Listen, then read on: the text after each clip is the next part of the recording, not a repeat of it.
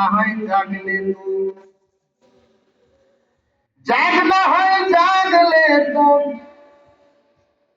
আফলাক কি ছায়া তলে, আখের তার সোনা জায়গা খাকি ছায়া তলে।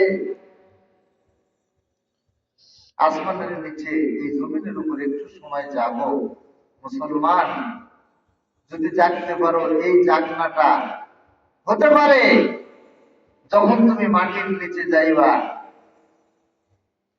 ওখানে তোমার ঘুমের ব্যবস্থা হয়ে যাবে, ওখানে ঘুমের ব্যবস্থা হয়ে যেতে পারে। ঠিক কিনা বলেন? কেমনে বলবো একটু? সময় কম, রাত বেশি, মানুষ কম, এই জন্য কোনো ভূমিকা নেই কিন্তু ডাইরেক্ট অ্যাকশন। আর এখন ডাইরেক্ট অ্যাকশনের সময়, যেহেতু নির্বাচন হওয়া হইতেছে, কি বলে ঠিক কিনা? এখন ইনডাইরেক্ট আর কিছু নেই, ডাইরেক্ট নো ভূমিকা, ভূমিকা নাই, সরাসরি ওয়াজ দেখেছি। ঠিক কিনা বলেন? কোরআনের প্রতিষ্ঠানের উন্নয়ন গল্পে আজকের মাহফিল। ঠিক কিনা বলেন? এখানে যে আলোচনা হবে কোরআন থেকে আলোচনা হবে। তাহলে কোরআনের মাহফিলের, কোরআনের প্রতিষ্ঠানের উন্নয়ন গল্পে জলসা আলোচনা হবে কোরআনের। আপনি যদি এতে অংশগ্রহণ করতে পারেন, তাহলে কোরআনের সাথে বন্ধুত্ব হলো কি হলো না? জোরে বলেন, হলো কি হলো না? আর যদি এর ধারের কাছেও না আসেন, তাহলে আপনাকে কি কোরআনের বন্ধু বলা যাবে না শত্রু? জোরে বলেন, কি বলা যাবে? আমি কিন্তু বোঝাতে চাচ্ছি, এখান থেকে যদি কবরে ঘুমের ব্যবস্থা করতে পারি, তবেই কবরে ঘুম হবে। আর যদি তা না পারি, তাহলে একটি কথা স্মরণ করে দেখুন, আপনি যখন অসুস্থতার কারণে হসপিটালে বেডে শুয়ে আহা উহু করছেন, তখন এক একটা রাত আপনার কাছে কত বড় মনে হয়। কি কন? নববধূ যখন বাসর ঘরে ঢুকে, ওই রাতটা কিন্তু তাদের কাছে খুব ছোট রাত হয়। আর হাসপাতালের রোগীকে জিজ্ঞাসা করে দেখেন যে রাত ছোট না, কি ভাই? তাহলে কবরের 50,000 বছরের সময়টা যদি আপনার কষ্টের জীবন হয়, তখন কি উপায়? সবাই যাবে? 12 ঘন্টার রাত হাসপাতালের বেডে কাটাতে কত কষ্ট, তাহলে 50,000 বছরের সময় কাটাতে কত কষ্ট হবে? কবরে তো আমরা সবাই যাবো নাকি? যাবেন নাকি? একটু হাত তুলেন তো দেখি। যাইতেই হবে নাকি? যাওয়াই লাগবে, ডু অর ডাই, কোনো মাপ নাই। আছে নাকি? কোনো মাপ নাই, যাইতেই হবে। বিশ্ব নবী বলেছেন, দেখেন কবরে কেমনে ঘুমের ব্যবস্থা হবে। যখন কোন মানুষকে কবর দেওয়া হয়, কবর দেওয়ার পরপরই আল্লাহ রাসূল বলেছেন 40 কদম। জোরে বলুন, কয় কদম? 40 কদম। এই কবর যারা দাফনকারী মানুষ হয়, এই দাফনকারী মানুষগুলো ওখান থেকে 40 কদম চলে আসার পর, অথবা 40 কদম হাঁটতে যতটুকু সময় লাগে, এই সময়ের পরেই আল্লাহ রাব্বুল আলামিনের দুইজন ফেরেশতা কবর মধ্যে আসে। কি বলেন, আসে না আসে না? তাদের নাম কি? মুনকার আর নাকির। তারা এসে কি মোলাকাত করে? কি করে? কয়টা প্রশ্ন? জোরে বলেন, কয়টা? আচ্ছা, ওই প্রশ্নের উত্তরে আপনি যদি আটকে যান, তাহলে ওখানে আপনার সহযোগী কেউ আছে? সহযোগিতা করবে কেউ? কিন্তু বিশ্বনবী বলেন, ওই মানুষটার যদি দুনিয়াতে আল্লাহর কোরআনের সঙ্গে ফ্রেন্ডশিপ তৈরি করতে পারে মানুষটা, যদি কোরআনের সঙ্গে বন্ধুত্ব করে লোকটা মৃত্যুবরণ করে কবরের যাত্রী হতে পারে, আল্লাহ রাসূল বলেছেন ইয়াতবাউল মাইয়িতি সালাসাতুন, তিরমিজি শরীফের হাদিস। হযরতে আনাস ইবনে সাফওয়ান রাদিয়াল্লাহু তাআলা আনহু হাদিসখানা বর্ণনা করেছেন। ইয়াতবাউল মাইয়িতি সালাসাতুন, তিনটি জিনিস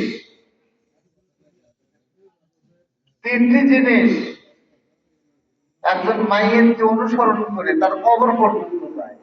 কয়টা জিনিস ভাই? জোরে বলুন তো কয়টা? তিনটি জিনিস।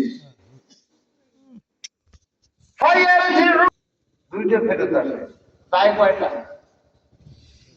কয়টা যায়? তিনটা যায়, তার দুইটা ফেরত আসে। একটা জিনিস ও আর ফেরত আসে না, ও তার সাথে সাথেই চলে যায়, কবরে ঢুকে পড়ে। কি কি সেটা?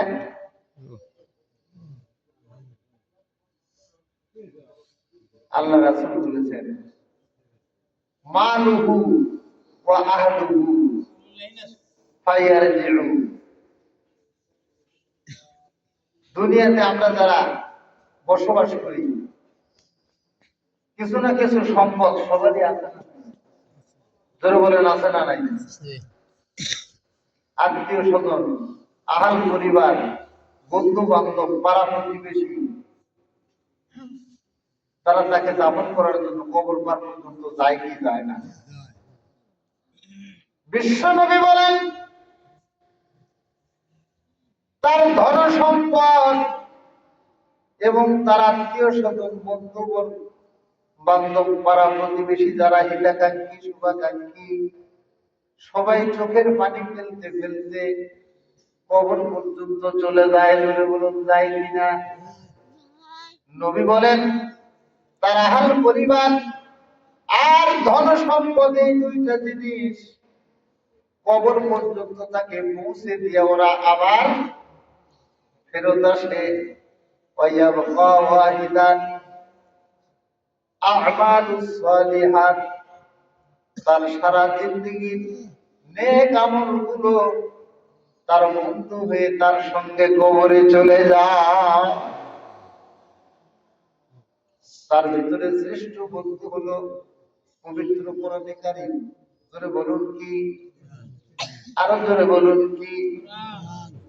সুন্দর চেহারার ফুটফুটে এক যুবকের আকৃতি ধরে আল্লাহর কোরআন তার কবরের ভিতরে প্রবেশ করে।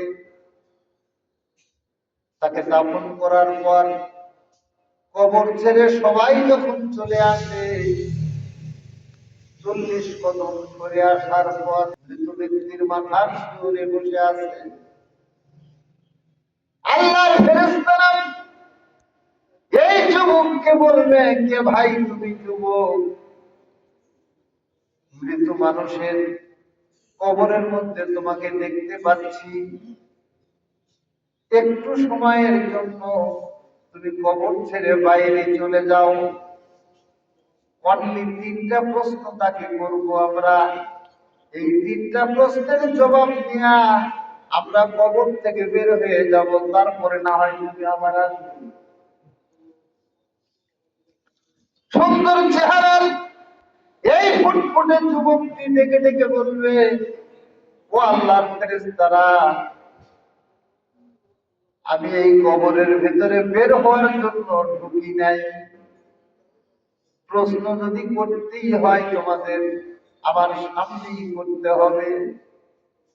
আল্লাহর ফেরেশতারা ডেকে ডেকে বলবে, মামুন, এমন একটা কবরে পাঠাইলা যেই কবরের মধ্যে সুন্দর চেহারা ফুটফুটে এক যুবককে দেখতে পাই। হাজারো বার বলার পর এ যুবক কবর থেকে বের হতে রাজি হয় না।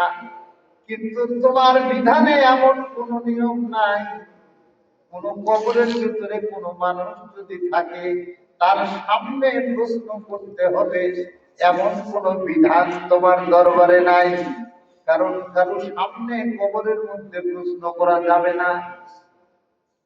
যার কবর শুধু সেই থাকবে, কিন্তু এর ভিতরে দেখি আরেকজন আল্লাহ ডেকে ডেকে বলবেন, ও আমার ফেরেশতারা, ও যুবক দুনিয়ার কোন সাধারণ যুবক না, হাজার বার বললেও ও যুবক কবর থেকে বের হবে না, ওকে বের করতে পারবে না।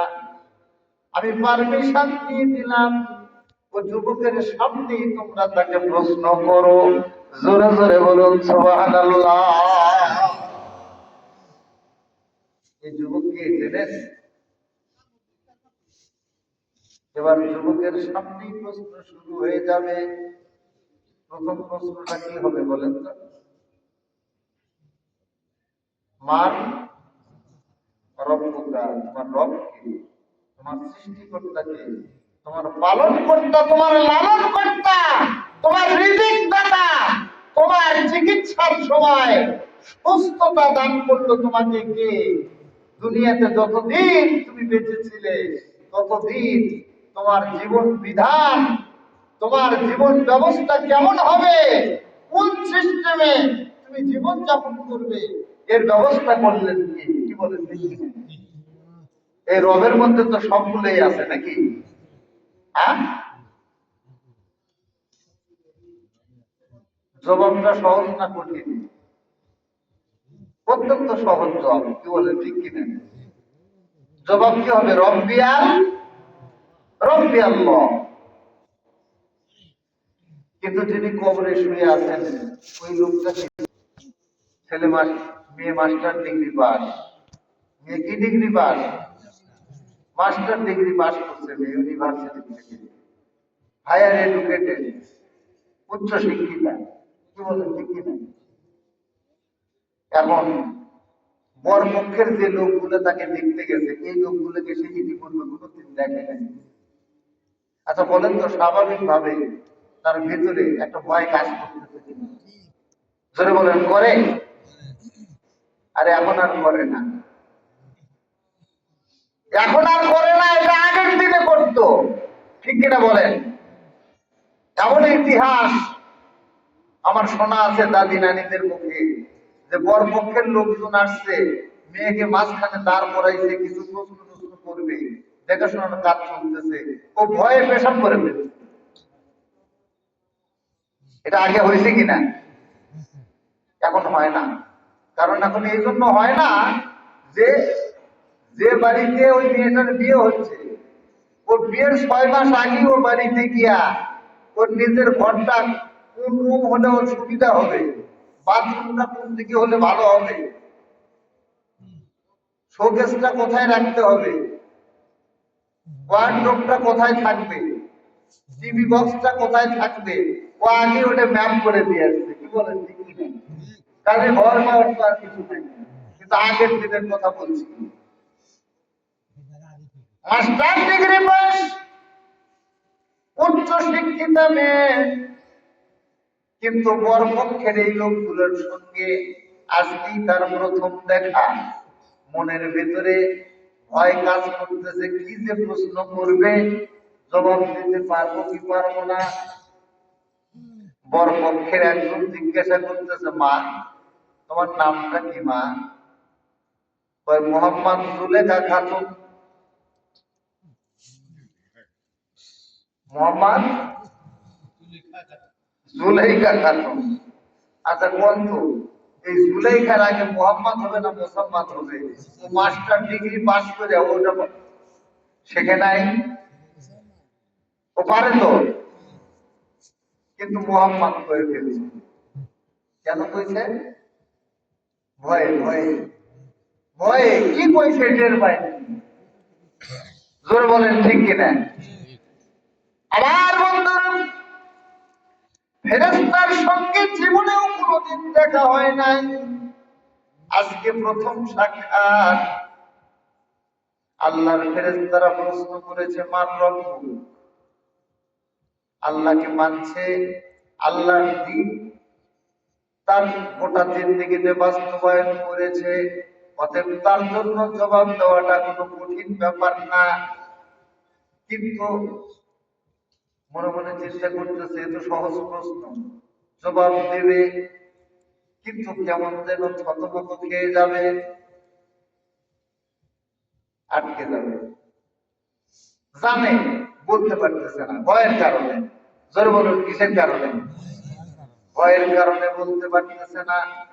এমন সময় সুন্দর চেহারার যুবক তার কাপড়ের মধ্যে একটা টান দিয়ে বলবে, ও ভাই যুবক, ও কবরবাসী, সারাটা জীবন যে আল্লাহর তুমি ইবাদত করলে, যে আল্লাহকে রব হিসাবে মানলে, যে আল্লাহর গোলামি করে তুমি কবরে আসলে, কেন তুমি সেই আল্লাহর কথা বলতে পারো না? তুমি জবাব দিয়ে দাও, রব্বি আল্লাহ। তাই সুবহানাল্লাহ বলেন। কবরে আপনার বাবা আছে? আপনার কবরে আপনার বাবা আছে? মা আছে? কেউ নেই। আপনার কবরে আপনি আছেন। কি বলেন, ঠিক কিনা? বাবার সাহায্য পেলেন না, মায়ের সাহায্য পেলেন না, বউরে এত ভালোবাসেন, বউয়ের সাহায্য পাওয়া গেল না। ওই যে আমার প্রিয় সাহেব স্যার বলছেন, মা বাবার একটু খেদমতের কথা আলোচনা করবেন, করবো ইনশাআল্লাহ। যেটা শুরু করছে এটা শেষ করি, কি বলেন, ঠিক কিনা? আর কেউ নাই, সবাই আপনাকে ছেড়ে চলে এসেছে, কিন্তু বন্ধু হিসাবে একজনকে পাইছেন কবরে। কি বলেন, ঠিক কিনা? যে বন্ধু আপনাকে সহযোগিতা করলো। জবাব দিয়ে দাও, রব্বি আল্লাহ। তোমার রব না আল্লাহ? ও হো হো, হ্যাঁ এই তো, এটা তো জানাই আছে আমার। চট করে জবাব দিয়ে দিবি, রব্বি আল্লাহ। ফেরেশতারা আল্লাহর কাছে অভিযোগ করবে, আল্লাহ মহাবিপদ, এ যুবক কবর থেকে শুধু বের হয় না তাই না, বরং এ কবরবাসী জবাব দিতে পারে না, কিন্তু তাকে সহযোগিতা করে প্রশ্নের উত্তরগুলো বলে বলে দেয়। আল্লাহ বলবেন, যা করে করুক, তোমাদের কাজ তোমরা করো, ওর কাজ ও করুক। জোরে বলেন সুবহানাল্লাহ। 2 নম্বরের প্রশ্ন, আল্লাহর ফেরেশতারা ডাক দিয়ে বলবে, ও আল্লাহর বান্দা, বুঝলাম তোমার রব আল্লাহ, ওমা দীনুকা, তোমার দিন, তোমার ধর্ম কি ছিল দুনিয়াতে? কোন ধর্মের মানুষ তুমি ছিলা? কোন ধর্ম মতে তুমি জীবন যাপন করেছো? লোকটা বলতে যাবে, কি জানি কি জানি কি জানি, এই মনে আসে না, ঘরের সময় এরকম হয়তো হয় না, জানা জিনিস আরেকটা খেয়াল হচ্ছে না, এরকম হয়তো। এমন করে যখন বারবার চেষ্টা করবে কিন্তু মুখে আসতেছে না, ওই যে সুন্দর চেহারার ফুটফুটে যুবক কাপড়ের মধ্যে টান দিয়ে বলবে, সারাটা জীবন তুমি ইসলাম তোমার জীবনে মেনে আসলে, অথচ আজকে কেন বলতে পারছো না? আল্লাহর ফেরেশতাদের জবাব দিয়ে দাও, দীনিয়াল ইসলাম। জোরে বলেন মারহাবা। কয়টা প্রশ্ন গেল? 3 নম্বর আর একটা প্রশ্ন আছে, শুনবেন? জানেনই তো, জানেন না? 3 নম্বর প্রশ্ন, 2টা হাদিস পাওয়া যায়। এক রিওয়ায়াতের মধ্যে আছে, আল্লাহর ফেরেশতারা জিজ্ঞাসা করবে, ওমান নাবিয়ুকা, ওমান নাবিয়ুকা, নবী মানে কি? নবী মানে কি? নবী মানে কি? রাসূল। নবী মানে রাসূল। অর্থ যেটাই হোক, আসলে নবী শব্দের অর্থ হলো তোমার নেতা কে ছিল। আমার নেতা, তোমার নেতা বিশ্ব নবী। খালি গুদম পোষা নেতাদেরকে নিয়ে ব্যস্ত হয়ে যাবে। কি বলে, যেই নেতা কিয়ামতের ময়দানে দরকার সেই নেতার কথা একবার স্মরণ করবেন না।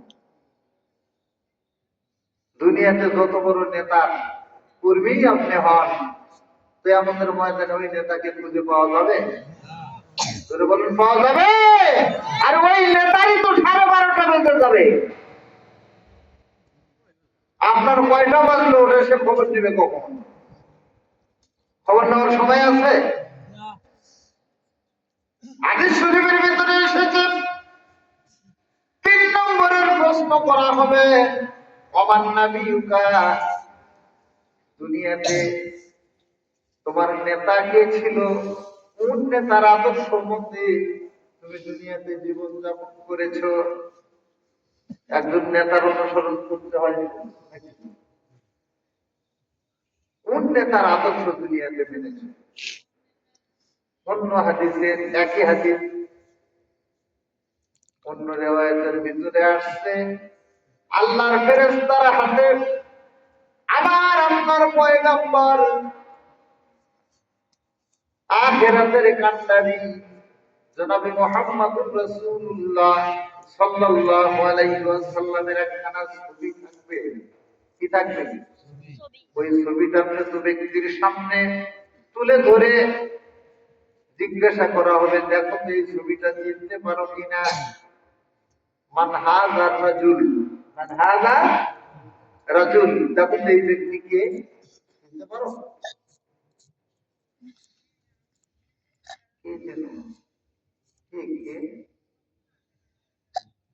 ঠিক মতো মুখে আসতেছে না, বলতে পারতেছে না। আল্লাহর ফেরেশতা এই প্রশ্ন যখন করবে, প্রশ্নের জবাব দিতে পারতেছে না, ব্যক্তি আটকে যাচ্ছে। কি বলে, ঠিক কিনা? ওই যে যুবক কাপড়ের মধ্যে টান দিয়া বলবে, বেটা, যেই নেতার আদর্শ সারাটা জীবন তুমি মানলে, যেই নেতার আদর্শ মোতাবেক নামাজ পড়লা, আমরা নামাজ পড়ি কার আদর্শ মোতাবেক? জোরে বলেন তো, কার আদর্শে নামাজ পড়ি? আল্লাহ কোরআনে শুধু বলছেন আকিমুস সালাত, নামাজ কায়েম করো, ফাসাল্লি লিরাব্বিক, তোমার প্রভুর উদ্দেশ্যে নামাজ পড়ো। কিন্তু ফজরের নামাজ কয় রাকাত পড়বো, রুকুটা কেমনে করবো, কোন সময় করবো, সিজদা কখন করবো, তাশাহুদ কেমনে করবো, এগুলো কি কোরআন শরীফে আছে? জোরে বলুন, আছে? এগুলো আমাদেরকে শিখাইছে কে? বিশ্ব নবী। জোরে বলুন, কে শিখাইছে? বিশ্ব নবী। শিখাইছে না শিখাই নাই? ব্যবসা কেমনে করতে হবে? আল্লাহ শুধু বলছেন আহাল্লাল্লাহুল বাইআ ওয়া হারামার রিবা, আমি আল্লাহ পাক ব্যবসাকে হালাল করেছি আর সুদকে করেছি হারাম। কিন্তু ব্যবসাটা কেমনে করতে হবে ওটা শিক্ষা দিয়েছেন কে? আল্লাহ রাসূল। জোরে বলুন, কে শিখাইছে? আর জোরে বলুন, কে? আল্লাহ রাসূল শিখাইছেন। আমরা ব্যবসার মধ্যে ভেজাল মারি কি মারি না? জোরে বলুন, পারি? বিশ্ব নবী মদিনার বাজার মনিটরিং এ বের হয়েছে, মদিনার বাজার মনিটরিং করতেছে। একটা খেজুরের দোকানে গিয়া দেখতে পেলেন, আল্লাহ রাসূলের সন্দেহ হলো। খেজুরের বস্তার ভিতরে হাত ঢুকায় দেওয়ার পরে দেখে উপরের খেজুর গুলো শুকনা আর ভিতরে ভেজা। তাহলে ভেজাল হয়েছে না হয় না? আল্লাহ রাসূল বললেন, এরকম কেন? তো খেজুরের দোকানদার একটা তো বদমাইশি করছে, কি বলেন, ঠিক কিনা? এরপরে আল্লাহ রাসূলকে আবার বলতেছে, হুজুর একটু বৃষ্টি হয়েছিল তো এই কারণে ভেজে গেছে। তো বিশ্বনবী বললেন, বৃষ্টি হইলে উপরে পানি পড়বে, উপরের খেজুর ভেজা হবে, ভিতরের খেজুর ভিজলো কেমনে? আল্লাহ রাসূল শিখাই দিলেন। ওই মুহূর্তে দাঁড়িয়ে বিশ্বনবী ঘোষণা দিলেন, মান গাশা, মান গাশা ফালাইসা মিন্না। ব্যবসা করতে গিয়া কোনো মানুষকে যদি ঠকানো হয়, ধোঁকা দেয় কেউ যদি, তাহলে আমি নবী বলে দিলাম, ওই ব্যবসায়ী কখনোই আমি রাসূলের সাথে কোনো সম্পর্ক থাকতে পারে না।